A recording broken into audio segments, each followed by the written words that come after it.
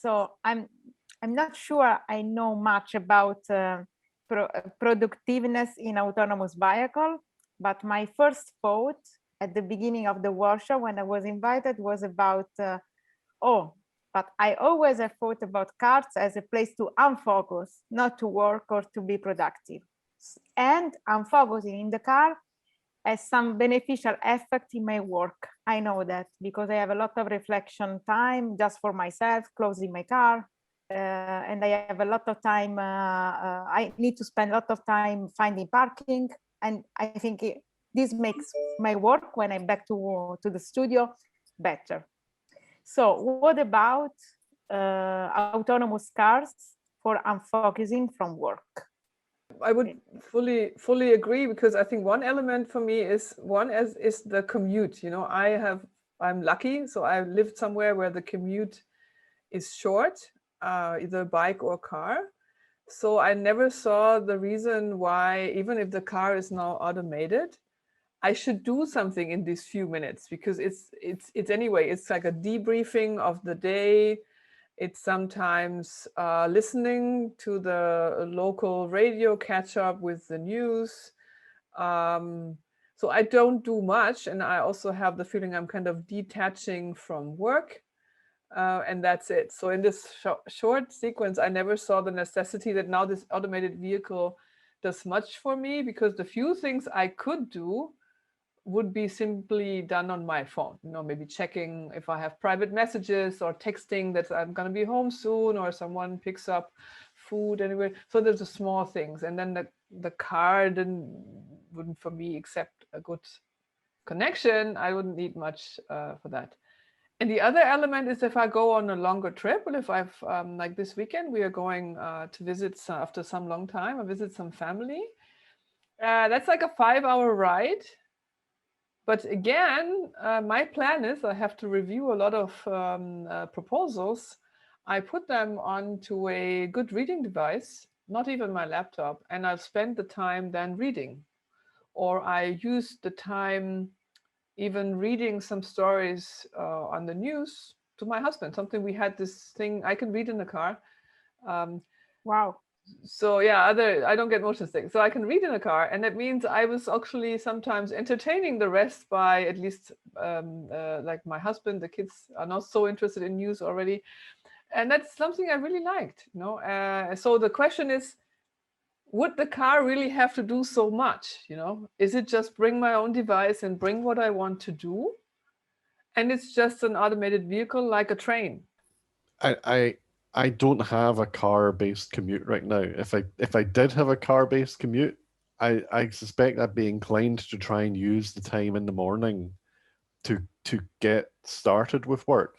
But I do kind of understand the idea that you can use the journey to decompress a little bit and to reflect and to try and think of non-work related things as well.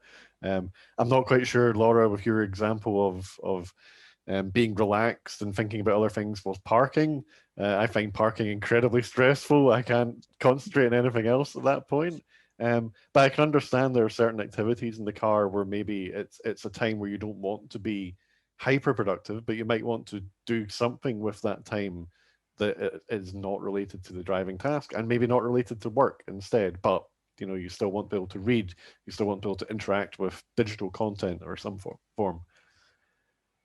Yeah. So with all these discussions, I'm happy that I don't have to drive anymore. If it's safe and so on, that's cool. But I'm undecided on how much the car really would have to offer as a technology that is in the car and that is installed in the car, Mm. and how much it is just me bringing my personal digital context to that vehicle and enjoy it individual, you know. So even a conversation, you don't need additional technology. And even for watching movies, well, you just plug and play your tablet probably there, because there's maybe a tablet stand, and then the kids may watch a video together. But that's I think it's an automated vehicle is for me much more about being able to choose the freedom I want to have in that car.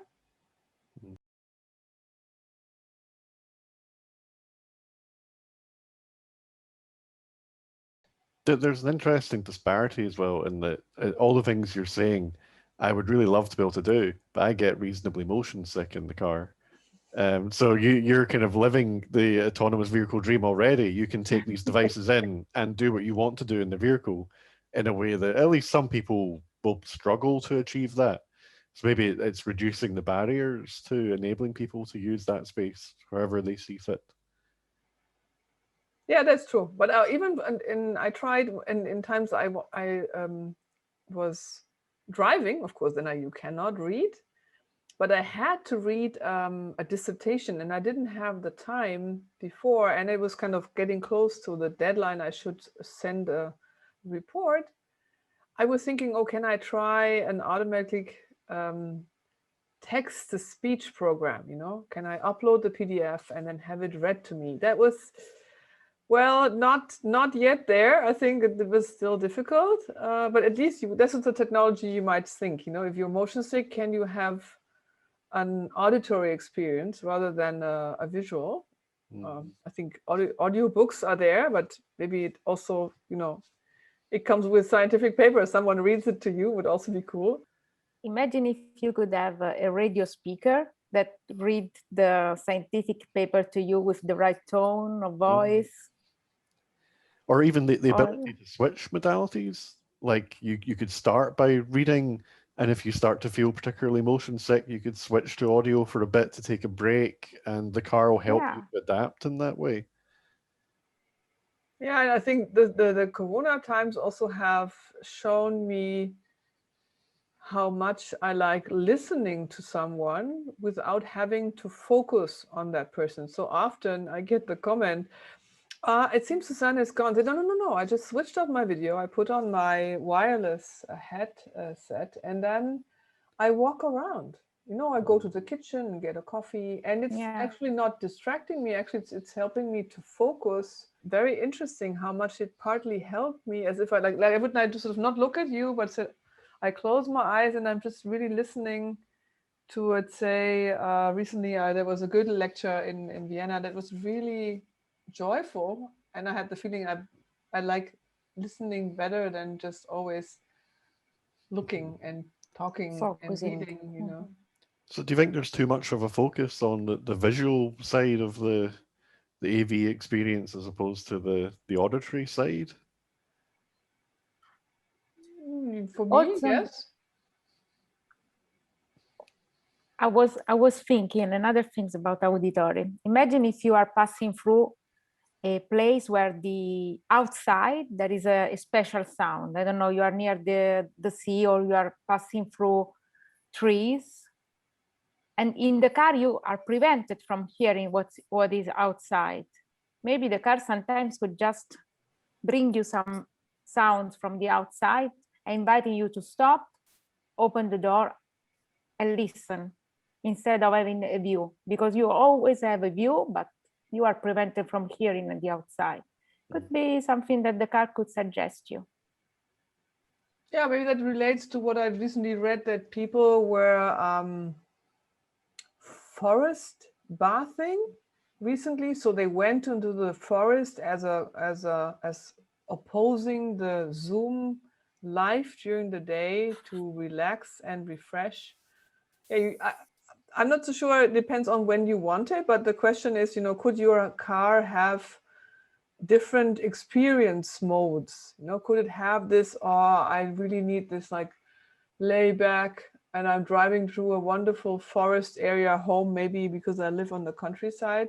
You probably wouldn't do this around a construction site, but maybe, if the other, but the other element is, could it be an imaginary ride as well? You know, could it be that you are actually driving through a quiet forest, and then the car is mimicking this forest bathing? It's also interesting. Should it be similar to the outside, or could you also have an imaginary surrounding that helps you to disconnect, to relax? That's also interesting. That would be nice, like the Invisible Cities by Calvin, or something like narrative. Yeah, really nice. Yeah, it's like auditory virtual reality. You lean back and close your eyes, and you just have a spatialized audio experience of wherever you're being transported to. You can close your eyes in the automated vehicle. You should.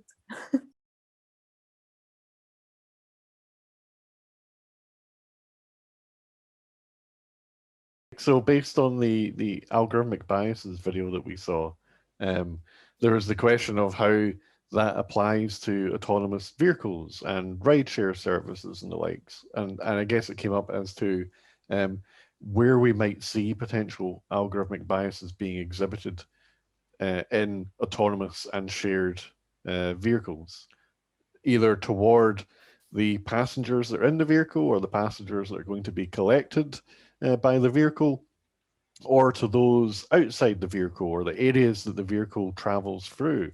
And how could we potentially monitor that or understand where these biases are being introduced in the same way that the researchers in that movie, you know, kind of benchmarked what Amazon were doing and demonstrated that these biases exist? Can we do the same thing for rideshare services and shared AVs in the future?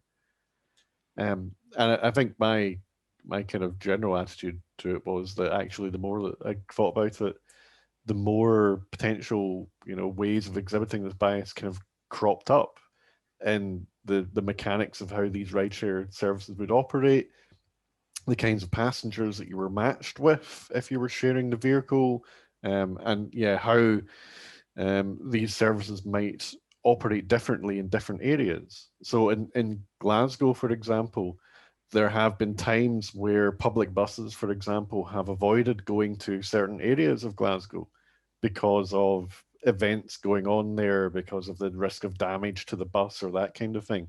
And that obviously immediately impacts the mobility of the locals in those areas, because they now have, you know, diminished access to public transport services.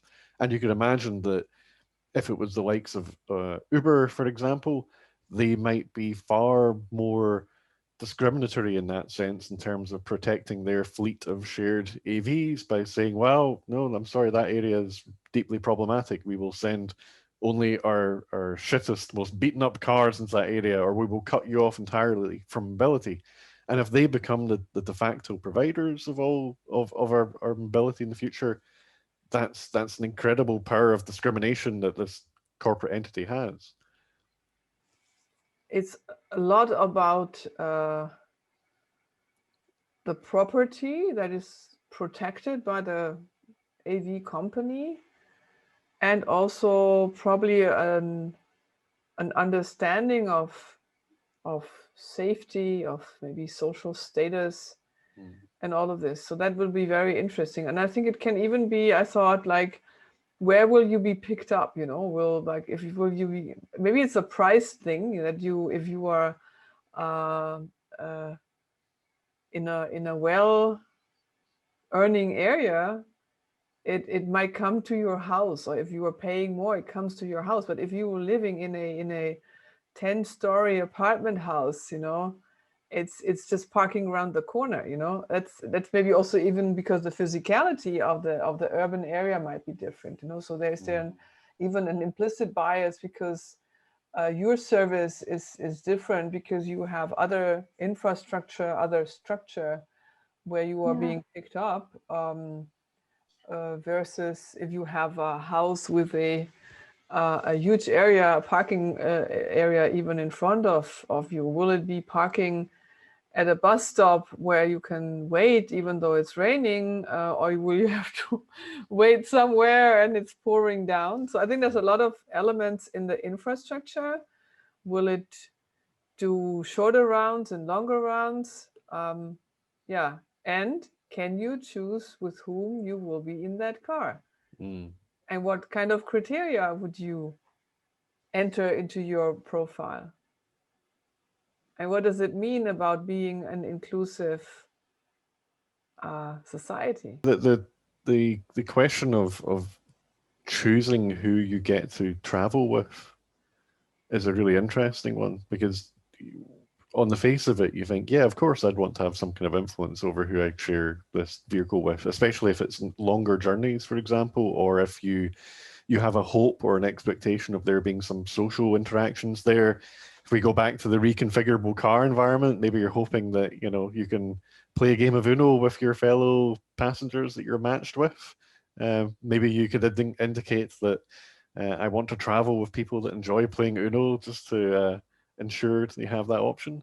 But then, absolutely, yeah, I think it could also it could be a negative bias. It could also be an opportunity. I fully share that. You could say, I'm interested in a fun ride today, you know, mix me with, assuming that there's multiple cars and multiple people who are traveling. I think I'm located in a medium town, so maybe there's not so much traffic going on. But assume there's like an option.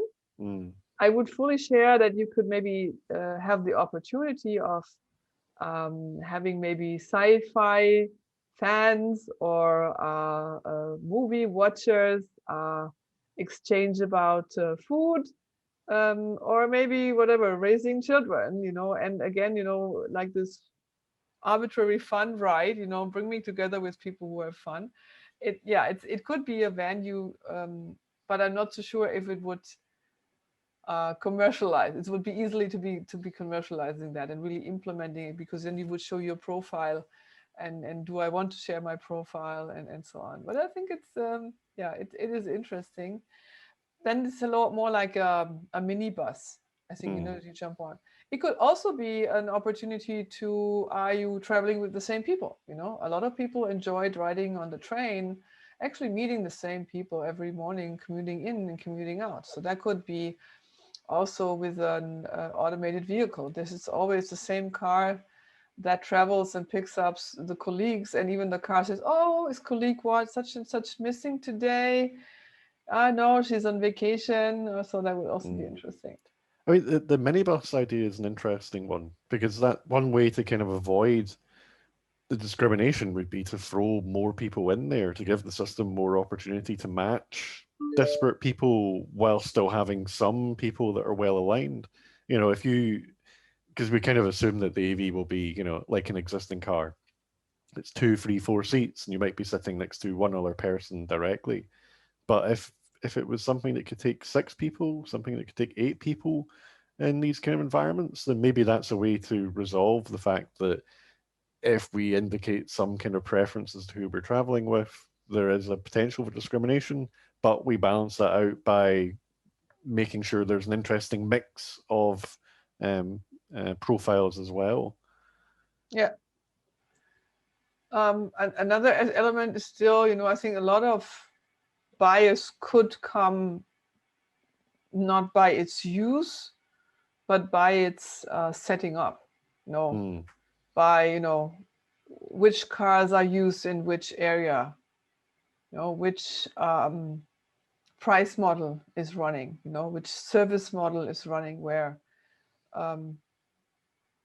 It's not necessarily a, well, the question is what kind of bias is it? But there could be structural differences that might result also in biases, you know, and putting it like in that way. Because of course, you know, in smaller areas there will not be so many cars, where in bigger areas there would be plenty. And the kinds of environments the cars support as well. You know, whether or not your area gets the high class car that has the reconfigurable environment and the shared cinema screen in it, or whether you get something that's more utilitarian and functional, and doesn't allow you to bond with the other passengers in that way because you're in a more socio-economically deprived area or something like that. That could absolutely happen. I'm scared about that, and I would think about.